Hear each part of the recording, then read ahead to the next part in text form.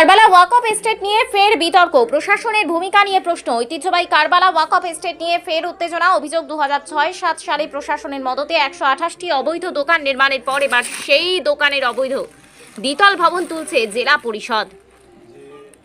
ওয়াকফ বোর্ডের নির্দেশে 26শে আগস্ট যৌথ মাপযোগ হলেও মোতাওয়াল্লি কমিটির অভিযোগ তাদের মতামত না নিয়েই এডিএম একতরফা রিপোর্ট পাঠিয়েছেন। আরও আশ্চর্যের বিষয়, বোর্ডের এক রিপোর্টে দাবি করা হয়েছে এস্টেটে কোনো মসজিদ নেই, যদিও ইতিহাসে উল্লেখ রয়েছে 1490 খ্রিস্টাব্দে কারবালা মসজিদ নির্মিত হয়েছিল।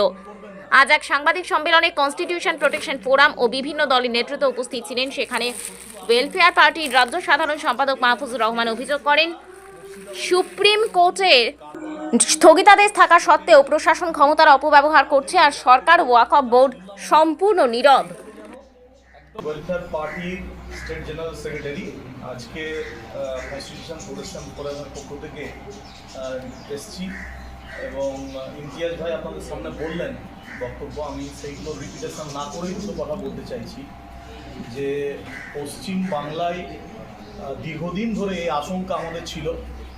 আজকে সেই আশঙ্কাটা বাস্তবে পরিণত হয়েছে এবং সেইটার একটা ভয়াবহ চিত্র আমরা এখানে এসে দেখলাম। যে কথা মুখ্যমন্ত্রী মুর্শিদাবাদে এসে বলেছিলেন যে ওয়াকফ নিয়ে আপনারা গুলোগুলি করবেন না, আর ওয়াকফ নিয়ে যদি কেউ গুলোগুলি করেন তাহলে তার সবচেয়ে বড় শত্রু আমি হব। আজকে যেন সেই চিত্রটা মুর্শিদাবাদের এই বহরমপুর কারবালা ওয়াকফ এস্টেটের যে পরিস্থিতি, তাদের যে বক্তব্য যা শুনলাম আমরা, সেইটাতে যেন একদম পরিষ্কারভাবে আমাদের সামনে প্রতিফলিত হলো। এখন যে ওয়াকফ অ্যামেন্ডমেন্ট অ্যাক্ট 2025 যেটা নিয়ে সারা দেশব্যাপী মুসলিম সম্প্রদায়ের মানুষের মধ্যে এবং গণতন্ত্রপ্রিয় সকল মানুষের মধ্যেই একটা উদ্বেগ আছে, যা নিয়ে কোর্ট কেস চলছে, বিভিন্ন ধরনের আন্দোলন চলছে।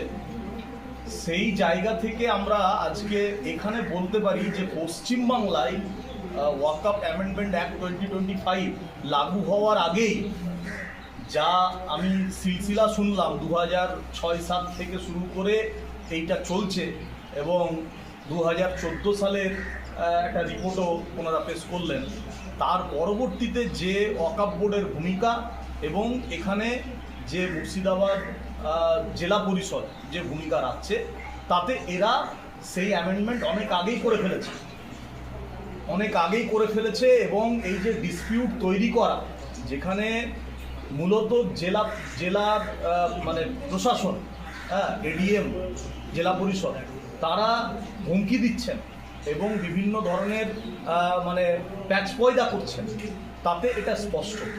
আমরা মুর্শিদাবাদের একজন হিসাবে বলতে চাই এবং পশ্চিমবাংলাবাসীর কাছেও ওই বার্তা দিতে চাই যে এই প্রবণতা এবং এই বাস্তবতাকে আপনাদেরকে খুব গুরুত্বের সঙ্গে দেখতে হবে এবং এর বিরুদ্ধে সকলকে সোচ্চার হতে হবে। আজকে মুর্শিদাবাদ জেলায় 269 কোটি টাকার উপরে ফান্ড ইউটিলাইজ করতে পারে না জেলা পরিষদ। সেই জেলা পরিষদ যাদের রাস্তাটাও নাকি ওয়াকফ প্রপার্টির, যা রেকর্ড বলছে, সেই জেলা পরিষদ আজকে দোকান করে উন্নয়ন দেখাতে চাইছে। এই উন্নয়ন আসলে বাংলার একটা গণতন্ত্রপ্রিয় শান্তিপ্রিয় মানুষ যারা, তারা কিন্তু এই উন্নয়ন চায় না। যেখানে হকের প্রশ্ন একটা মানে লিগাল পয়েন্টে, যেখানে 5 একর 40 ডেসিমাল তারা পান, সেই জায়গা থেকে 5 একরটাও যে তাদের পাবেন ঠিকঠাকভাবে, সেই জায়গাটাও আজকে সুনিশ্চিত হচ্ছে না। এটা খুবই দুর্ভাগ্যজনক।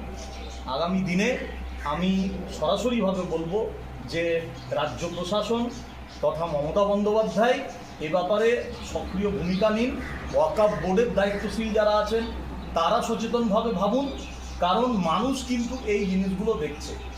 আর চিরকাল এইভাবে কণ্ঠরোধ করে সাংবাদিকদের হেনস্থা করে বা যারা ন্যায্য কথা বলবেন তাদের কণ্ঠরোধ করে এই হকের দাবিকে দমিয়ে রাখা যাবে। ধন্যবাদ।